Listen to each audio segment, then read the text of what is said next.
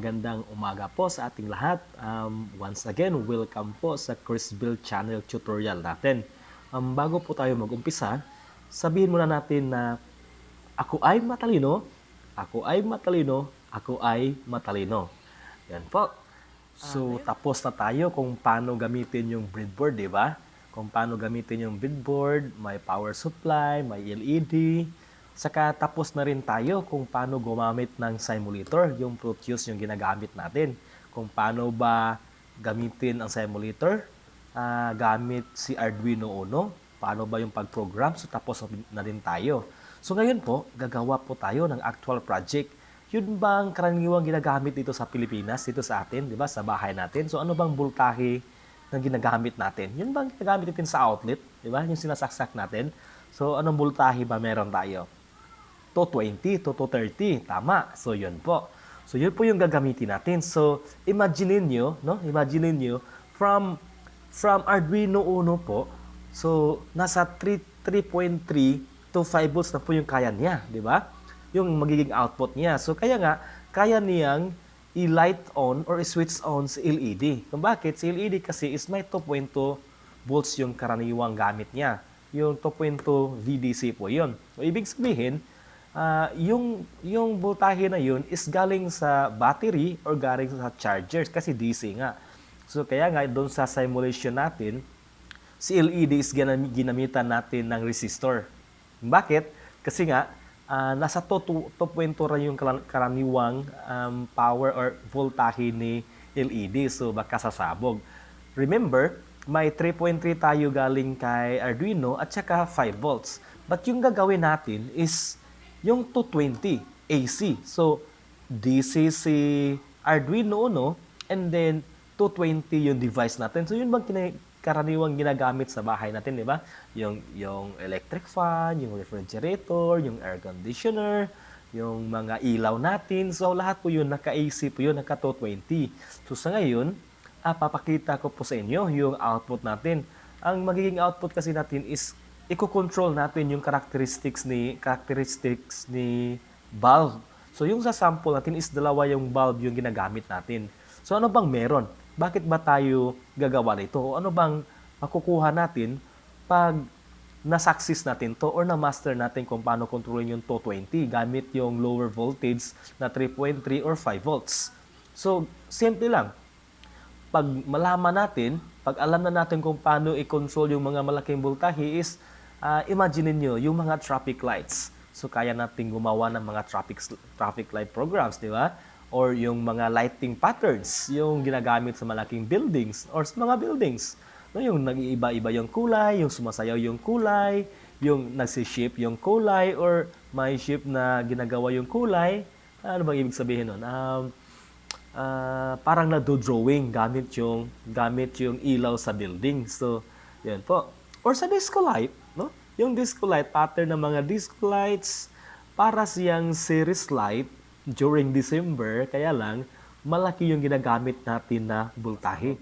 Itong kukontrolin natin is light bulb siya, 220, gawa natin ng program, papakita ko yung characteristics niya, pagkatapos, i-draw natin yung schematic diagram niya. Or, kung hindi man yung actual na schematic diagram, yung block diagram ng project natin. Kasi ito, magiging series tutorial natin to. Ito yung magiging output natin. So, ibig sabihin, pakita ko muna yung output natin. After that, sa next tutorial natin, papakita ko kung paano i-program. Then after that, or depende na yon kung paano ba i-program or saan ba yung unahin natin, yung pag-program ba or yung pag-connect ba ng paggawa ba ng connection. So, may tatlong parts tayo, di ba? Today, titingnan natin yung final output natin. Next tutorial natin, gagawa tayo ng wiring, for example, no? Kung paano natin wina-wire. So, gagawin natin yan. And then pagkatapos, gagawa tayo ng program, kung paano ipinoprogram. So, after 3 series tutorial, magiging kaya mo nang gawin to, no, sa inyo. So, allow me, my dear kababayan, allow me to show my project or little project na ito yung magiging goal natin sa magiging series tutorial natin, no? Ito po, papakita ko po sa inyo yung characteristics niya. Okay, so ito po yung setup natin. So meron tayong outlet, ito galing po to sa wall natin, no? Galing po to sa 220 supply natin sa wall ng bahay. Ito yung power supply na gagamitin natin para sa relay. So ito po yung relay. So siya po yung nag-a-allow ng malaking voltahe gamit yung maliit na voltahe. Yung maliit na voltahe, yun po yung galing kay Arduino. Yung 3.3 to 5 volts VDC. So yung 5 volts VDC, siya po yung nagiging control ng relay module na to para para ipalampas niya or para para ma-turn on niya yung 220 na voltahe. So ito po yun, ito siya po yung nagsusupply kay relay module natin.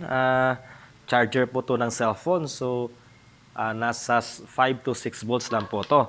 Tapos itong dalawang plug na to, yung male plug natin, ito po yung nagsusupply. Ito yung para sa isang ilaw natin or sa bulb natin, at ito naman isa naman. So dalawang bulb natin, dalawa yung bulb natin, so dalawa yung connector natin. So ibig sabihin, pag may 8 bulb tayo or pag may ilang bulb tayo, para ma-control natin individually, yan din yung number niya, no? So nagtutugma po yung number nila. Tapos yung number naman ng channel ng module nyo is depende din yan sa gusto nyong magiging capacity niya. So ito, 4 channel to. So ibig sabihin, 4 na appliances po yung pwede niyang kontrolin. So pwede natin kontrolin tong dalawang to. Basta lang hindi lang lampas sa 4. So yun po yung role niya. Tapos ito, sa circuitry ko lang to para mas madali yung pagkonekta natin. Kasi nga, para magiging portable siya, hindi siya fix sa circuit natin. Ito. So pwede kong dalhin to kahit saan, no? Hindi man siya fix. So ginawan ko lang ng simple circuits na parang outlet. Not outlet, parang extension wire. So ito. Tapos ito yung sa circuit natin kasama nito. Sila yung magkasama.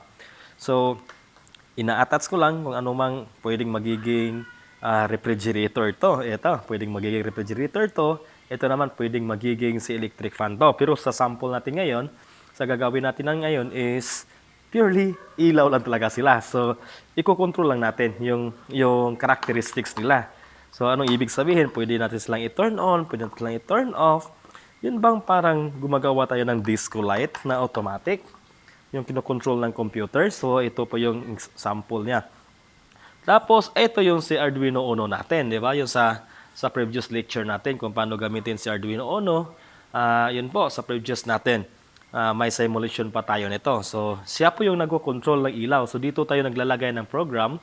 Kay Arduino tayo sa microcontroller niya, nilagyan natin ng firmware. So, depende sa ginawa nating characteristics sa program natin, yan din yung magiging characteristics ng project natin. So, ito namang printer cable natin or itong USB cable natin, ito yung nagbibigay power kay Arduino. So, pwede namang wala to. Kung gusto nating tanggalin to, lagyan lang natin ng external power sa Arduino. Pwedeng ito, hanggang 12 volts itong kaya niyang i-handle na voltahe, no? From 5 to 12 volts. So, ano ba yung mga 12 volts natin? Yung sa mga charger or adapter ng mga router, yung mga karaniwang networking devices, usually is naka 12 volts yun sila lahat. So, pwede natin gamitin pang supply yun kay Arduino. Or kung may power source tayo na pwedeng makabigay kay Arduino 5 to 12 volts, pwede din naman. So, sa ngayon lang is ginagamitan ko ng power cable, ng printer cable pala, no, para magbigay power kay Arduino. Yan po yung function nito, no, power cable. So ito yung setup niya, may outlet tayo galing sa wall natin, nagpro-provide ng 220. Mayroon tayong adapter para kay supply ni relay module. And then meron tayo neto, itong mga plug na to para sa supply dito, no? Okay? So ang mangyari po is si Arduino yung magbibigay ng command, sasabihin niya, okay, mag-turn on ka bulb 1. Halimbawa, ito si bulb 1. Mag-turn on ka bulb 1. Ang gagawin niya, is idadaan niya muna kay relay. Because si relay nga, electronic switch to na kinokontrol ng lower voltage. Si lower voltage is galing kay Arduino yan, no? So, ibig sabihin, magpapasa siya ng voltahe dito or control dito kay relay na nagsasabing i-turn on mo si bulb 1 or bulb 2. So, itong connection na to, ito yung nagkokonekta, no? Ito yung nagkokonekta kay bulb 1. Halimbawa, itong wire na to kay bulb 1 to, itong wire na to is kang bulb 2 to, no? So, ito yung kanyang setup. So, ganyan po yung pagkalagay. So, try natin, no? Paanda rin natin. So, connect muna natin yung supply ni Arduino. Sino ba? Ito lang, kinukuha natin sa laptop natin. No, yung supply kay Arduino. Saksak lang natin sa laptop natin. Ito. Ayun. So, aandar si Arduino. Okay? So, may supply na si Arduino. Kung nakita nyo, umiilaw si Arduino, di ba? May green na ilaw siya, indicating that nag-power on siya. Tapos, turn on natin si relay. So, kahit anong sequence pa pwede. Hindi naman ibig sabihin na turn on natin ng una si Arduino, turn on natin si relay. So, kahit anong sequence, no? Sa akin lang, eto, turn on ko si relay. So, kung nakita niyo, nagbi-blink si relay. So, yung nagpapalit-palit ng kulay, yung nagbi-blink, siya po yung nagsasabi kung ano yung characteristics na magiging output niya. So, yan po. So, try natin bigyan ng power tong dalawang to, no? Pakita natin yung characteristics nila. So, connect lang natin to. Ayan.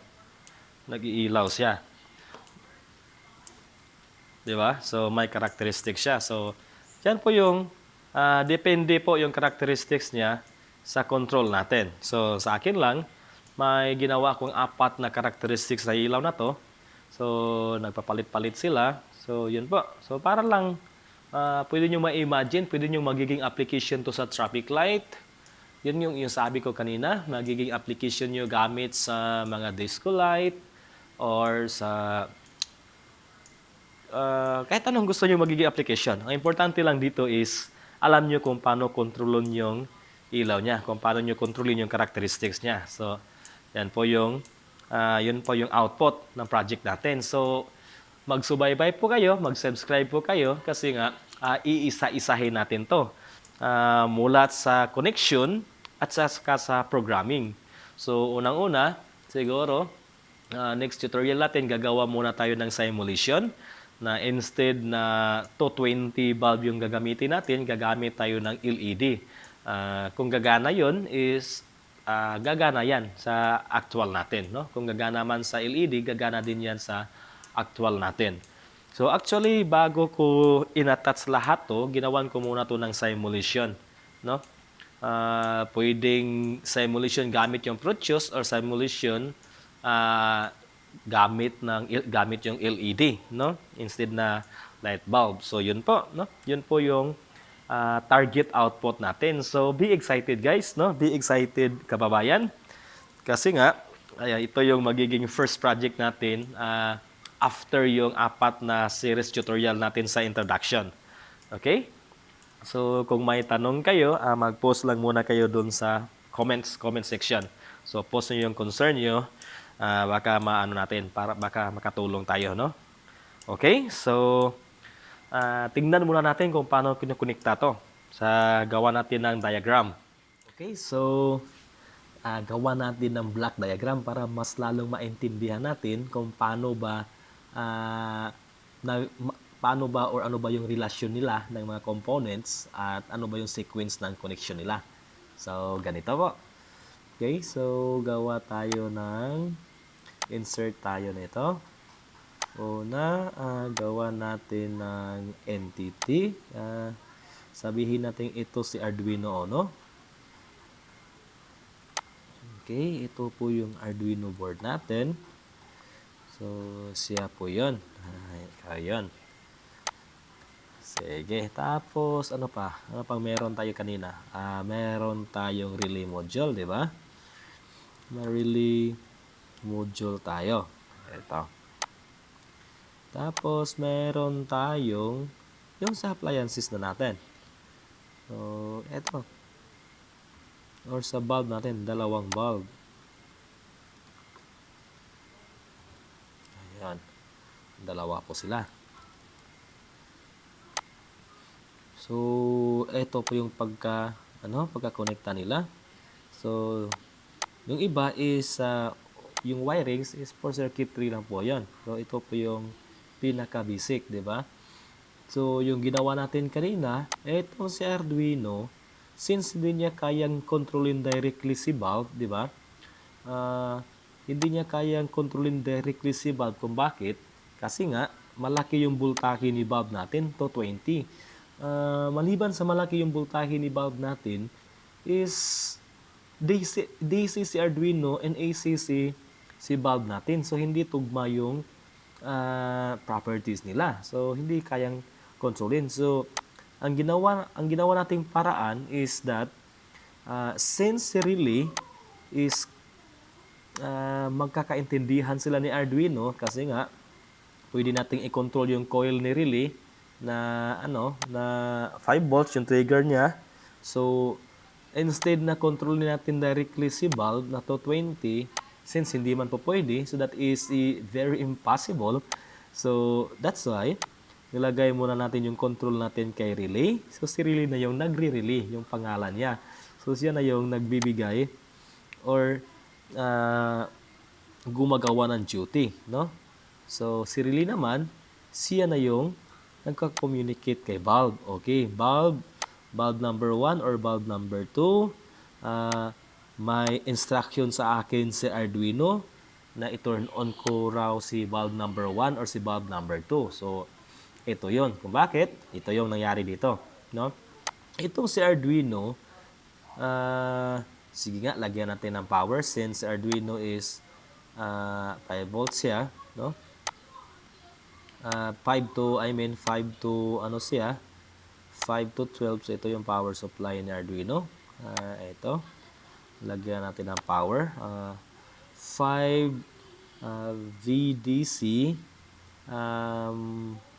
to 12 VDC. Yung pwede nating ibigay na voltahe kay Arduino para magwo-work siya. So, ayun po.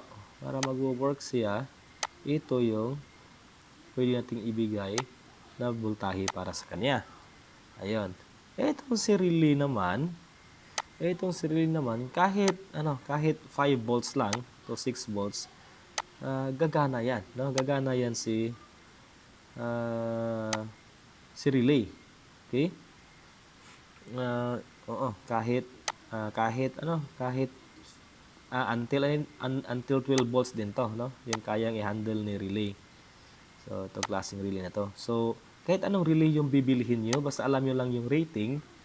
So, mapa 5 volts man or mapa 12 volts, so pwede rin, no? So, depende sa supply na pwede niyang i-handle. And then, itong si bulb, eto, kung nakita nyo, itong si bulb, yung supply niya na voltahe is AC kasi si bulb, di ba? AC si bulb. So, yung voltahe niya is yung sa outlet natin. So, karaniwang nasa yun? 220 VAC. Yung karaniwang rating ng outlet natin, no? Yung sa wall outlet natin. 230 VDC. VAC. Ayan. So, safety ba na gamitin si 220 o 230 kay bulbs? Oo, kasi nga, si bulb is, nasa 220 to, no? Yung device niya. So, yung bulb na gamit natin is yan yung 3 watts. 3 watts na po yung ginamit ko kasi mura siya, no? For testing. So, kahit anong wattage yung gagamitin nyo, basta yung supply niya is nasa 220. So, ito yung picture na ginawa natin kanina. Etong si relay, tingnan natin yung picture ni relay, ha. Nawala yung internet. Turn on muna natin. Bakit ba, ano ba yung concept na meron si relay kung bakit kaya niyang patakbuhin yung 220 gamit lang yung 5 volts or 3.5 to 5 volts, no? from lower voltage to higher or larger, yes, higher voltage. Ayun. Tingnan natin yung idea ni relay. Search lang muna. Search lang natin dito. Tayo ng relay. Ito yung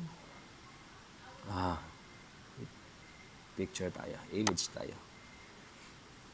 Ito yung sa mga picture niya. Yung diagram niya. Wag to. Ito. Ito yung single channel na relay natin. Ito. Ito si single channel.